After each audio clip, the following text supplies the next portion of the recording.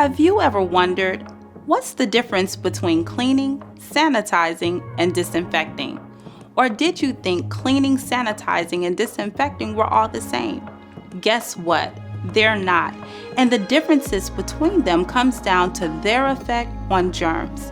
So let's take a look at the meaning of these three words and how to use them in our homes.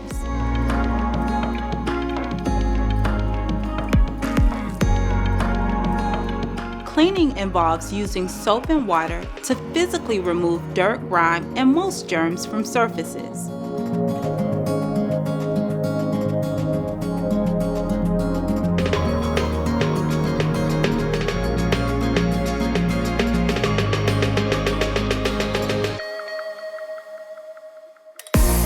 When soap and water are used with friction, like scrubbing, not only does it help to lift the germs, dirt, and grime, it also damages germs by breaking them apart into pieces.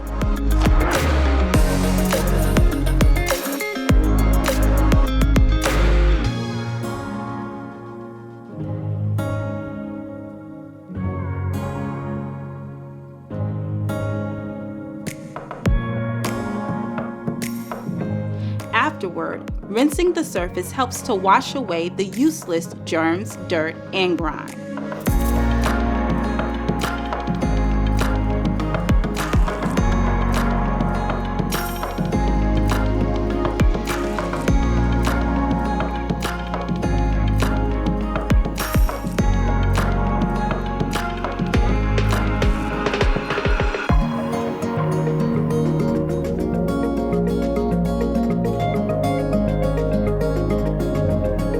So cleaning helps to get rid of germs.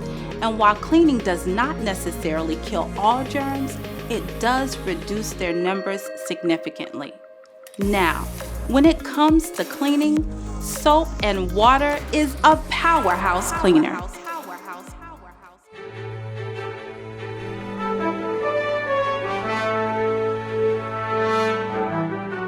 Late-breaking news.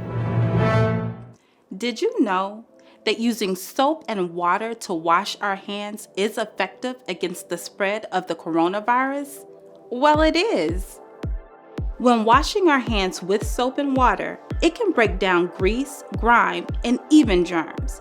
The soap molecules can disrupt the fatty outside layer of the coronavirus cell, pulling it apart and deactivating the virus. In other words, the virus won't spread and your hands will be clean. Remember, when washing your hands with soap, it takes time to break down the coronavirus. So, lather up and wash your hands for at least 20 seconds before rinsing.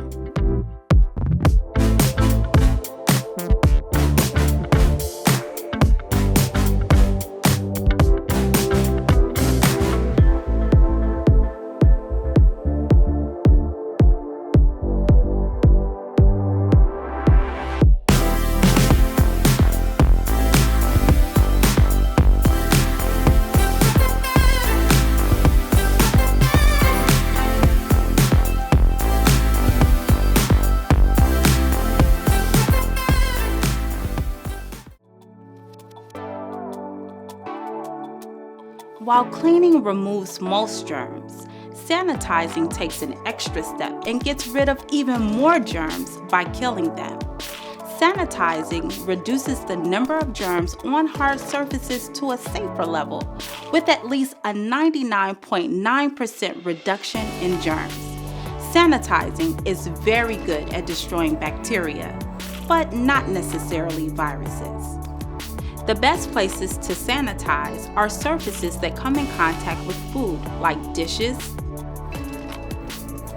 kitchen counters and sinks, toys that children put in their mouths, and pacifiers.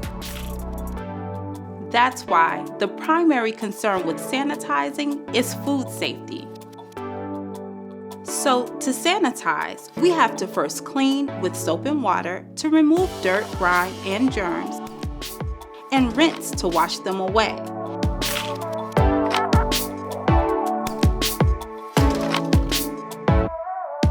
Then we sanitize by applying it to the cleaned surface to kill more germs and reduce them to a safer level. Also, dishwashers and steamers are excellent tools to use when sanitizing. When using store-bought sanitizers, make sure to read the label because it will tell you what surfaces to sanitize, how to use the product, and how long it must remain on the surface in order to sanitize effectively. Remember to clean and then sanitize if you don't want to get sick from germs, especially in the kitchen.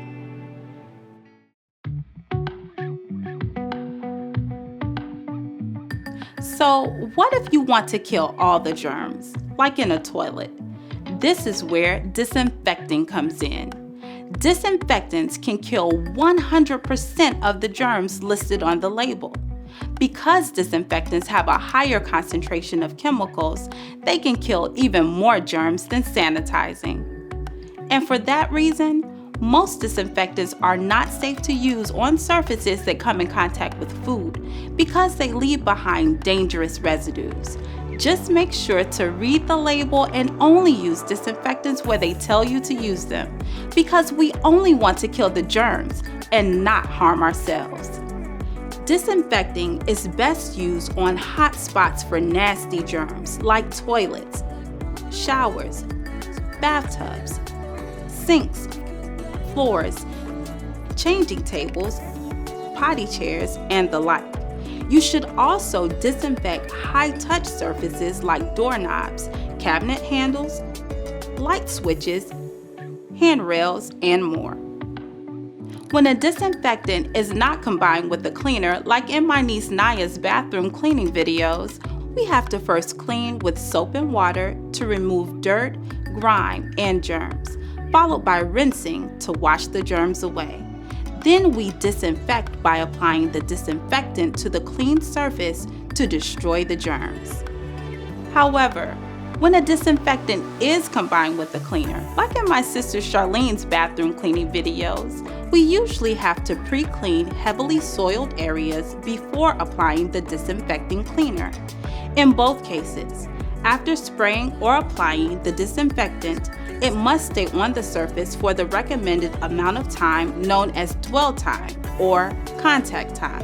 If it doesn't stay wet long enough, it's not going to kill the germs. So make sure you read the label to know how to use it and the dwell time to kill the germs. Now that we've reviewed the differences between cleaning, sanitizing, and disinfecting, we are ready to protect our family from germs, bacteria, or viruses that enter our homes as we come and go. For more detailed videos on cleaning, sanitizing, and disinfecting, click on the links in the description box below. Remember, cleaning is a family affair. See you next time, and let's get it clean.